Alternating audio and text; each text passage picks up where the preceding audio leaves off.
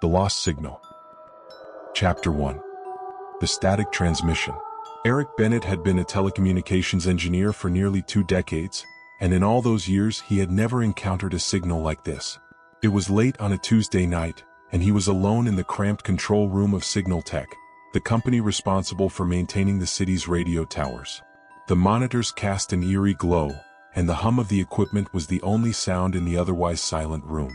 He had been monitoring routine transmissions when something unusual caught his attention. A faint signal buried deep within the noise of the usual static. It was irregular, barely detectable, and if Eric hadn't been as experienced, he might have missed it entirely. But there it was, a rhythmic pattern that defied the randomness of static, almost as if it were trying to communicate. Eric leaned in closer to his console, adjusting the dials, isolating the signal.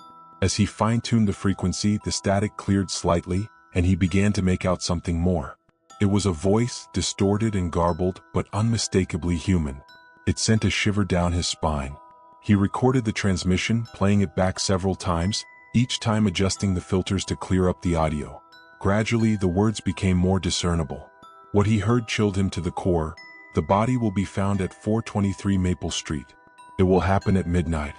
Eric froze, the words echoing in his mind. He checked the clock, 11:30 p.m. The address mentioned was not far from his location. Was this some kind of sick prank, or was it real? He had heard of number stations and strange broadcasts before, but nothing like this. This was specific, detailed, and it sounded urgent. He grabbed his jacket, the gravity of the situation pressing down on him. If this was real, there was no time to lose. Eric had to get to 423 Maple Street, but more importantly, he needed to understand what he had just stumbled upon. Who was sending these transmissions and why? The answers, he feared, would lead him down a path far darker than he ever imagined. Chapter 2. The Discovery. The night air was thick with anticipation as Eric sped through the deserted streets. The address echoed in his mind like a warning siren, 423 Maple Street. He couldn't shake the feeling that something terrible was about to happen. The city seemed to hold its breath, the usual sounds of nightlife eerily absent. As he approached the address, he slowed down, scanning the surroundings. 423 Maple Street was an old, dilapidated house that had clearly seen better days. The windows were boarded up and the paint was peeling, giving it a haunted appearance. He parked a little way down the street, not wanting to draw attention to himself. The street was silent and no one appeared to be around. Eric's heart pounded in his chest as he approached the house. He had no idea what he was walking into, but the urgency of the transmission left him with little choice. He needed to know if it was true, if someone's life was in danger. He crept up the creaking steps, trying to avoid making any noise. The front door was slightly ajar, and a faint light flickered from within. Taking a deep breath, he pushed the door open and stepped inside. The smell hit him first, dampness, mold, and something else, something metallic. Blood. His pulse quickened as he moved through the dimly lit hallway, the shadows dancing on the walls as the light bulb overhead flickered. Then he saw it. In the middle of the living room, sprawled out on the floor, was a body. A young woman, lifeless, with a pool of blood spreading out beneath her. Eric's stomach churned as he realized that the transmission was no hoax. This was real. He backed away, almost tripping over a loose floorboard. He needed to call the police, but as he reached for his phone, he heard a noise from the corner of the room, a faint, almost imperceptible crackle. Turning his head, he saw an old radio sitting on a dusty table, the source of the sound. The radio was on, tuned to a frequency Eric recognized all too well. It was the same frequency he had intercepted at the control room. The static buzzed, and then once again the distorted voice came through. The next will be at the docks. Midnight. The transmission ended abruptly, leaving Eric in stunned silence. His mind raced. This was no ordinary crime scene. It was part of something much bigger, something far more sinister. The signal, the message, it wasn't just a warning, it was a directive, a schedule of death. As he stood there, the weight of the situation settled on him. He was now entangled in a deadly game, and he had no idea who was behind it or how far it would go. Chapter 3. The Pursuit. Eric's thoughts raced as he left the house, nearly tripping over his own feet in his haste. The voice on the radio had mentioned the docks, and he knew he couldn't afford to waste any time. He had to get there before midnight, but the idea of going to the police crossed his mind.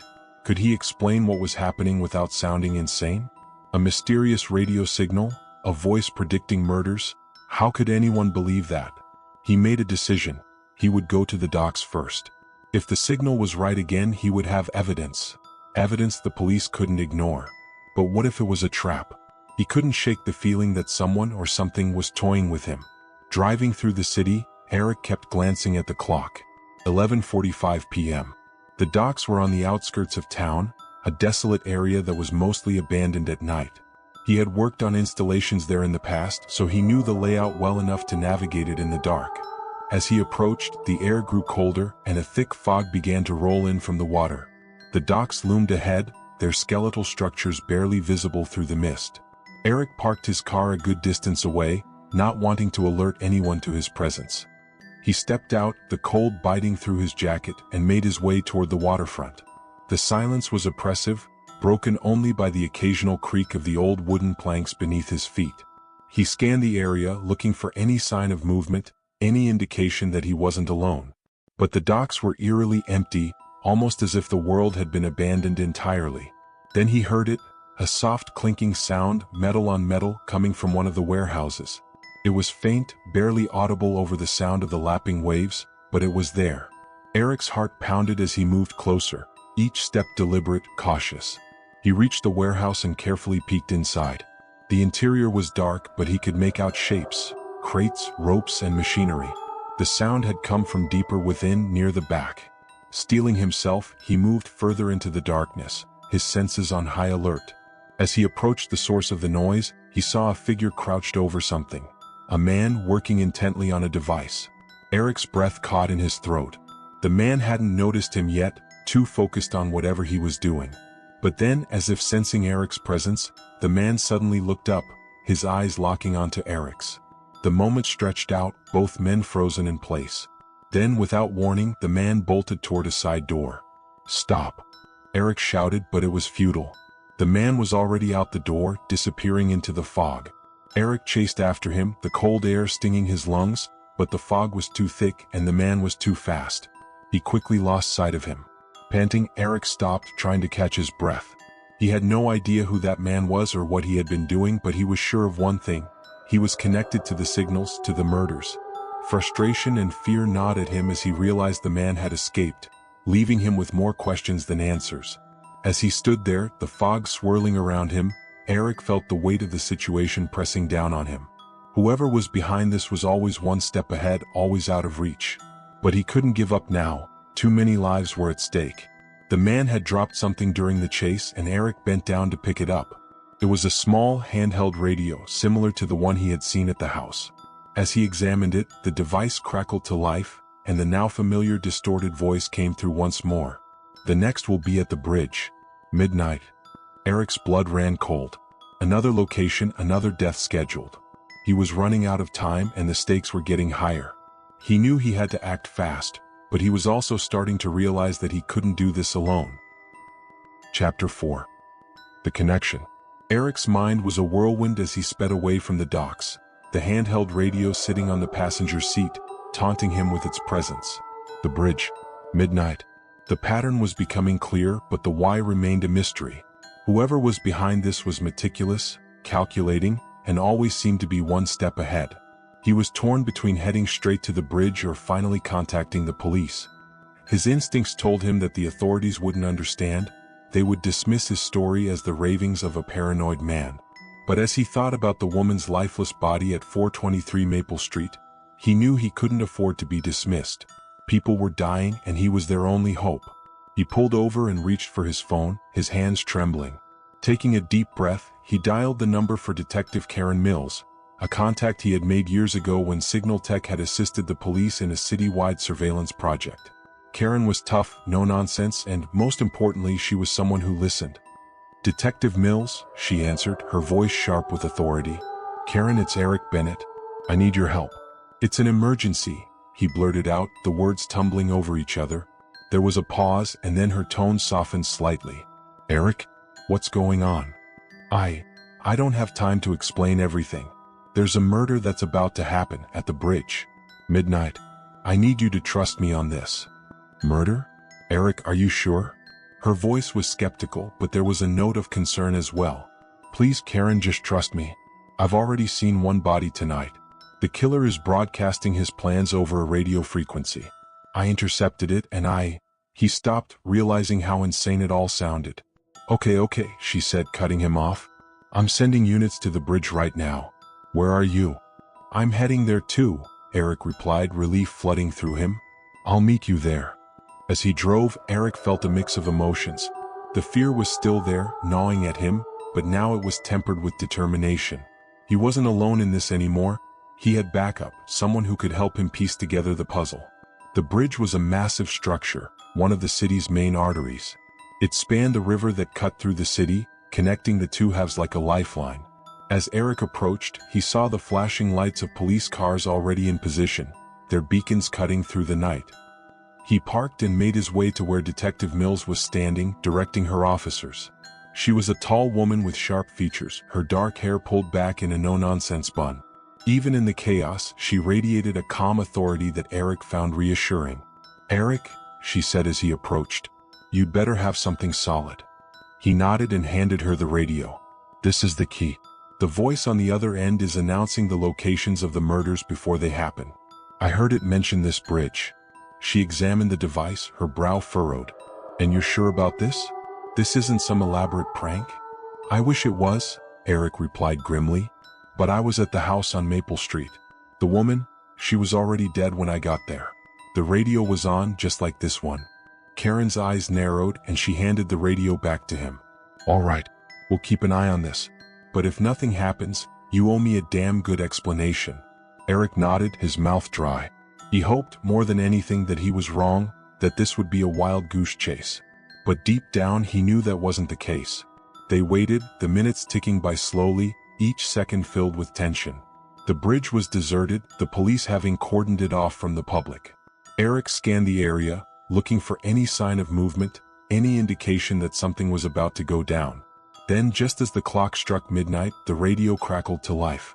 The distorted voice came through, the words sending a chill down Eric's spine. It's already done.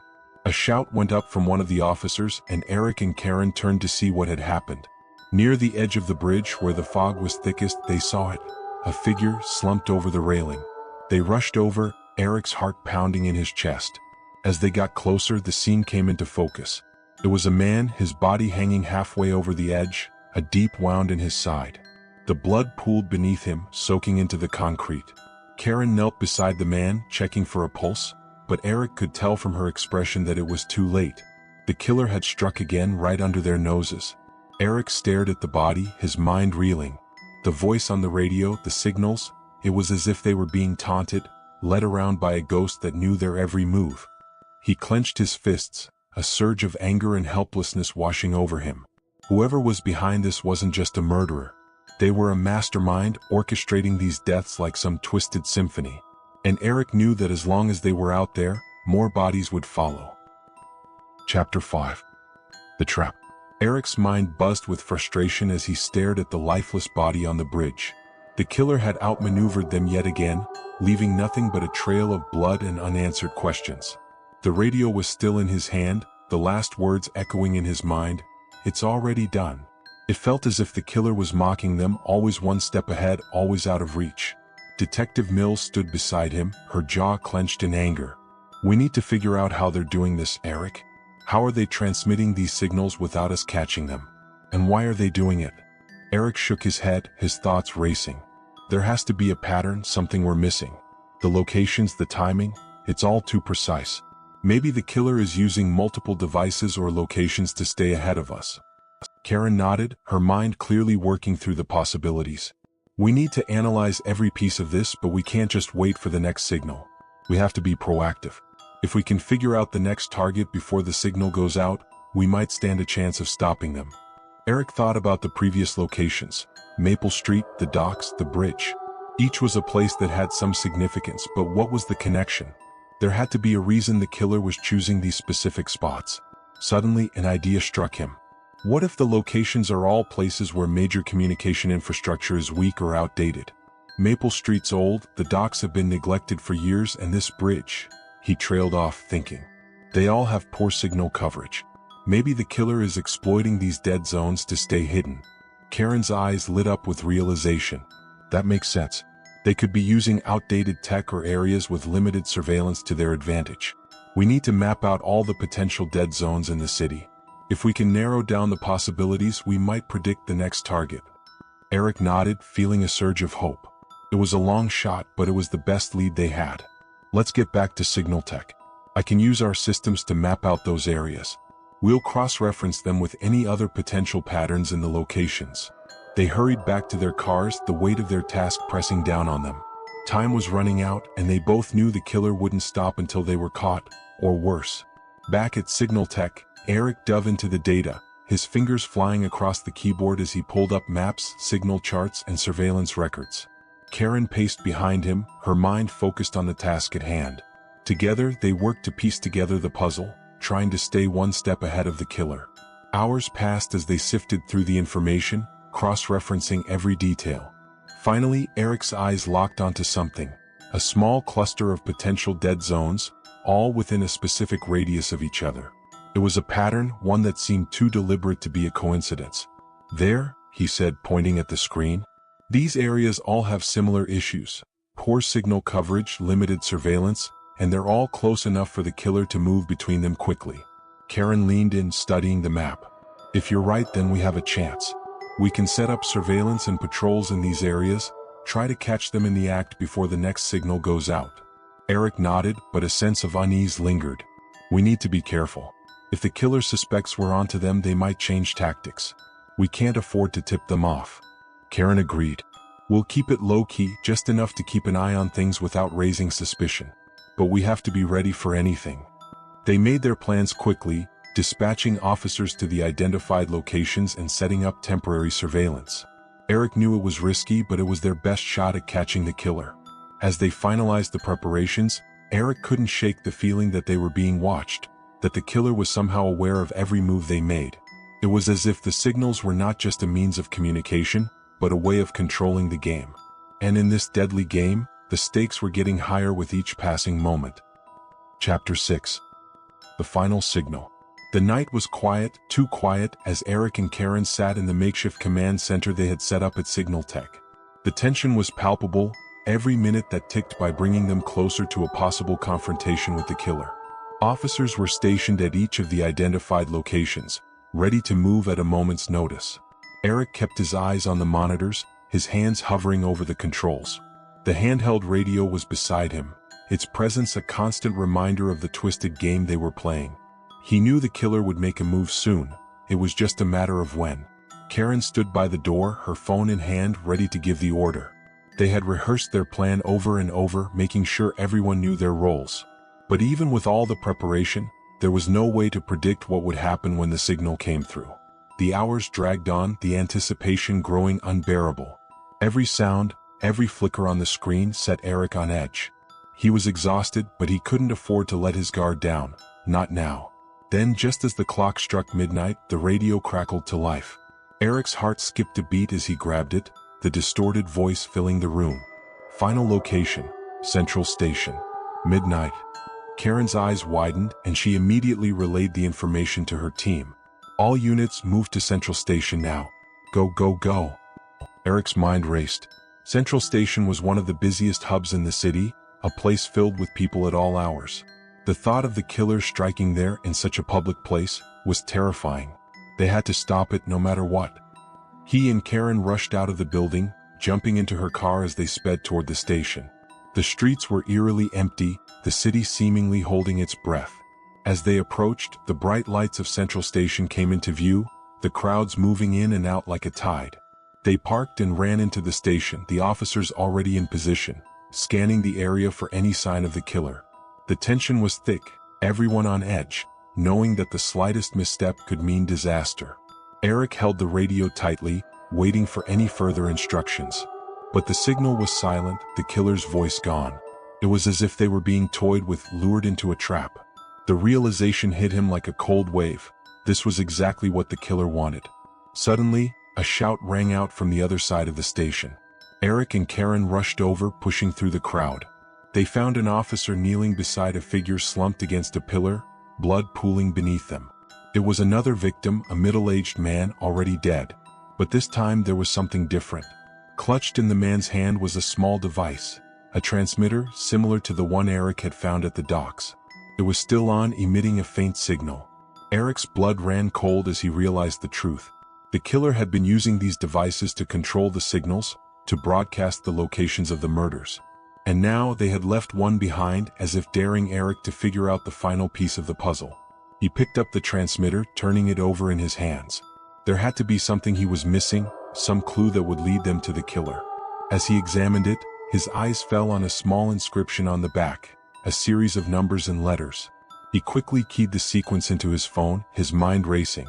The code resolved into an address, one that was disturbingly familiar. It was an abandoned building on the outskirts of town, a place Eric had passed many times but never thought twice about. "That's it," he said, showing Karen the screen. "That's where they're hiding. It has to be." Karen didn't hesitate. "Let's go. We're ending this tonight." They raced out of the station, the tension giving way to a grim determination. The end was in sight, and they knew they had to act fast. This was their chance to catch the killer and put an end to the nightmare once and for all. As they sped through the dark streets, Eric couldn't shake the feeling that they were walking into something far more dangerous than they realized. The killer had been in control from the start, always one step ahead. But now, finally, they had a chance to turn the tables. And Eric was determined not to let it slip through their fingers. Chapter 7. The Face of Death. The night air was thick with tension as Eric and Karen approached the address they had decoded from the transmitter. The building loomed ahead, dark and foreboding, a relic of a forgotten era. It was an old factory, long abandoned, its windows shattered and its walls covered in graffiti. The perfect hiding place for someone who wanted to stay out of sight. They parked a short distance away, moving quietly as they approached the entrance. Karen had called for backup, but they were determined to go in first. The element of surprise was their only advantage, and they couldn't afford to lose it. Eric's heart pounded in his chest as they reached the door. It was slightly ajar, the hinges rusted from years of neglect. He exchanged a glance with Karen, who nodded, her gun at the ready. With a deep breath, Eric pushed the door open and they slipped inside. The interior was dark, the only light coming from the faint glow of the moon through the broken windows. The air was heavy with the scent of decay, and every step they took echoed through the empty space. They moved cautiously, their senses on high alert, knowing that the killer could be lurking in the shadows. As they made their way deeper into the building, they noticed something strange. There was no sign of recent activity. No footprints in the dust, no disturbances in the debris. It was as if the place had been untouched for years. But the transmitter had led them here. It had to mean something. Suddenly, a sound broke the silence. A faint hum, barely audible but unmistakable. It was coming from somewhere below them. Eric and Karen exchanged a look, their tension rising. They followed the sound, descending a rickety staircase into the basement. The hum grew louder as they reached the bottom, and Eric realized it was coming from a room at the end of the hallway. The door was closed, but light seeped through the cracks around the frame. They moved forward, every nerve on edge. Karen positioned herself on one side of the door, signaling Eric to do the same. She mouthed the countdown, and on 3 they burst into the room, weapons drawn. What they saw stopped them cold. The room was filled with electronic equipment. Monitors, radios, transmitters, all buzzing with activity. The walls were covered in maps of the city, each one marked with pins and notes. And in the center of it all, sitting calmly at a desk, was a man. He looked up as they entered, his expression one of mild surprise, as if he had been expecting them. He was unremarkable, almost bland in appearance, with nondescript features and a slight build. But there was something in his eyes, a cold, calculating intelligence that sent a chill down Eric's spine. "Welcome," the man said, his voice smooth and emotionless. "I've been waiting for you." Karen didn't lower her gun. "Hands where I can see them," she ordered, her tone leaving no room for negotiation. The man smiled faintly and complied, raising his hands in the air. "You've done well to get this far," he continued. "But I'm afraid you're too late." Eric's mind raced. "Why are you doing this? What's the point of all this death?" The man's smile widened, but it didn't reach his eyes. "You wouldn't understand. It's not about the deaths, it's about the message, the signal. I've been transmitting a truth, one that only a few can hear. You intercepted my broadcasts, but you couldn't comprehend their meaning." Eric's frustration boiled over. You're a murderer, nothing more. You've been playing with people's lives as if they're nothing." The man's expression remained calm, almost serene. "Life and death are just frequencies on the spectrum of existence. I simply tuned into a different one." Karen took a step forward, her gun trained on his chest. "It's over. Whatever game you've been playing ends now." The man glanced at the monitors, which were still showing various locations around the city. "You think you've won, don't you?" he said softly. "But the signal will continue. You can't stop it." Before either of them could react, the man moved. It was a flash of motion, a hand reaching for a switch on the desk. Karen fired, the shot echoing through the room, but it was too late. The man slumped over, his hand falling away from the switch, but the damage was done. The equipment around them whirred to life, the monitors flickering as new images appeared. Eric's heart sank as he saw what was happening. The screens showed different parts of the city, all locations they hadn't yet discovered. And in each location, a timer counted down to midnight.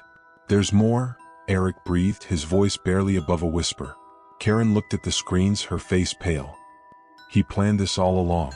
Eric quickly scanned the equipment, trying to find a way to shut it down, but the system was too complex. The countdowns ticked closer to zero, and he realized with horror that they were out of time. "He set up multiple sites," Eric said, his voice strained with urgency. "We need to alert everyone. Get the police, the bomb squad, anyone who can help." Karen was already on her radio, calling in the situation. But as she did, the timers reached zero. For a moment, nothing happened. Then, one by one, the screens went dark, the equipment powering down as if the life had been drained from the room. Eric held his breath, waiting for the inevitable sound of explosions, the screams of panic. But there was nothing. Just silence. He exchanged a confused look with Karen, who lowered her radio slowly. What just happened?" Eric's mind raced, trying to make sense of it. "I don't know. Maybe it was a bluff, a final scare tactic to throw us off." Karen shook her head. "Or maybe it was the end of the signal. The final broadcast." They stood there, surrounded by the now silent equipment, trying to process what had just occurred. The man lay dead at their feet, his face still twisted in that faint, enigmatic smile. The game was over, but the sense of unease lingered. Eric couldn't shake the feeling that they had only scratched the surface of something far more profound, something that went beyond the murders, beyond the broadcasts. The man had spoken of a signal, a truth that transcended life and death. But now, with the mastermind dead, the signal had gone silent. As they left the building, the first rays of dawn breaking through the darkness, Eric knew that the city would move on, the memory of the killings fading over time. But for him, the unanswered questions would remain, a haunting echo of a mystery that might never be fully resolved.